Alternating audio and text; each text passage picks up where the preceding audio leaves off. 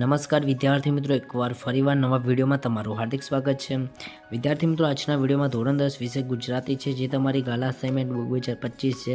તમામ મિત્રો પ્રશ્નપત્ર 2નું મિત્રો વિભાગ સીડીનું સંપૂર્ણ સોલ્યુશન આજના વિડીયોમાં આપણે જોઈશું. તો વિડીયોને લાસ્ટ સુધી જોજો અને ચેનલ પર ન હોય તો સબસ્ક્રાઇબ કરી લેજો.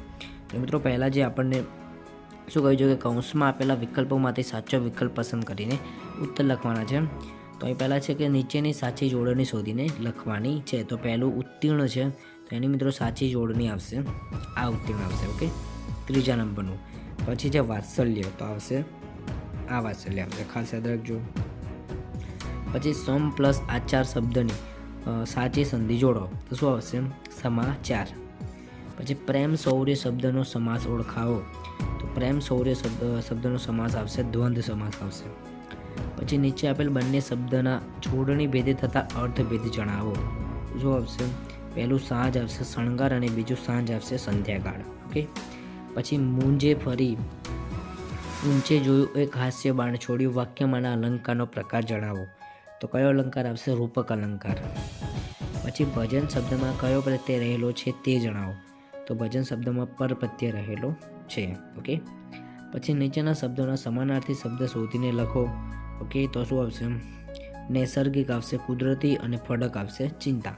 ઓકે, નૈસર્ગિકનો સમાનાર્થી આવશે કુદરતી અને ફડકનો આવશે ચિંતા. ખાસ યાદ રાખજો મિત્રો, મોસ્ટ આઈએમપી છે.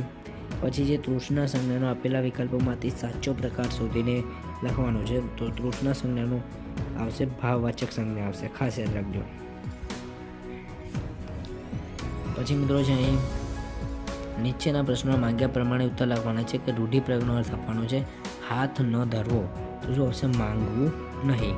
પછી કહેવતનો અર્થ લખવાનો છે મોરના ઈંડાને ચિતરવા ન પડે, એટલે કે માતા પિતાના સંસ્કાર ગુણો બાળકોમાં આપોઆપ કેળવા નથી પડતા. ઓકે, શું આવશે? કે માતા પિતાના સંસ્કાર ગુણો બાળકોમાં આપોઆપ આવે છે, કેળવા એને નથી પડતા. ઓકે, તો આ રીતે આવશે. પછી ઘોડે સવાર જ્યાંમાં પગ રાખે છે તે કડું, તો શું આવશે? પેંગડું. પછી વિરોધી શબ્દ છે નિર્ભય, તો આવશે ભયભીત. પછી કર્મણી વાક્યમાં ફેરવવાનું છે હું ધરાઈને એનું વાત્સલ્ય પીતો, તો મારાથી ધરાઈને એનું વાત્સલ્ય પીવાતું. પછી નીચેના તળપદા શબ્દનું શિષ્ટ રૂપ લખો, તેમાં હાવ, તો આવશે સાવ. પછી નીચેના વાક્યમાંથી વિશેષણ શોધીને તેનો પ્રકાર જણાવો, તો કે આ તાજા પડેલા હિમથી હું છેતરાયો, તો શું આવશે? તાજા આવશે, વિશેષણ આવશે, એનો પ્રકાર આવશે ગુણવાચક. પછી નીચેના વાક્યમાંથી ક્રિયા વિશેષણ શોધીને તેનો પ્રકાર જણાવવાનો છે, તો કે આસાનીથી મળેલા ધનની કિંમત સમજાતી નથી, તો આસાનીથી આવશે ક્રિયા વિશેષણ આવશે અને એનો પ્રકાર આવશે રીતિવાચક. ઓકે, ખાસ યાદ રાખજો.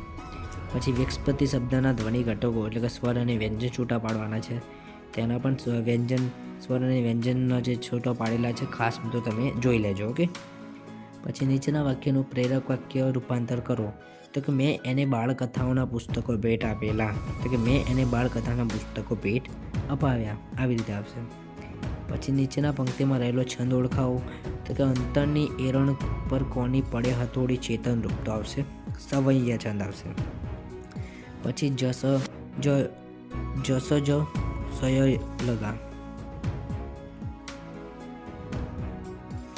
પછી મિત્રો 52 છે કે જસ જ સ યલગા કયા છંદુ બંધારણ છે, શું આવશે? પૃથ્વી છંદ આવશે, ખાસ યાદ રાખજો.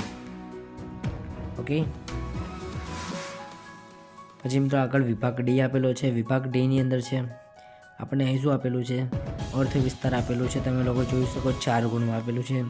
પછી જે તમારી શાળામાં 2 ઓક્ટોબરે ગાંધીજીની પ્રતિમાનું અનાવરણ કરવામાં આવ્યું છે તે અંગે આશરે 100 શબ્દમાં અહેવાલ લખવાનો છે. તો મિત્રો આ જે બધા વિડીયો તમને યુટ્યુબ ઉપર મળી જશે, તમે જેવું સર્ચ કરશો તો જે અહેવાલ લેખન અને જે અર્થ વિસ્તારના વિડીયો પણ તમને યુટ્યુબ ઉપર મળી રહેશે. ઓકે, તેના જવાબ તમારે એ રીતે લખવાના છે. પછી નીચે આપેલા ગદ્યખંડનો આશરે 3જા ભાગમાં સંક્ષેપ કરી તેને યોગ્ય શીર્ષક આપવાનું છે, એ પણ 4 ગુણમાં છે. પછી અહીં નેક્સ્ટ આપણે શું આપેલા છે? નિબંધ આપેલા છે.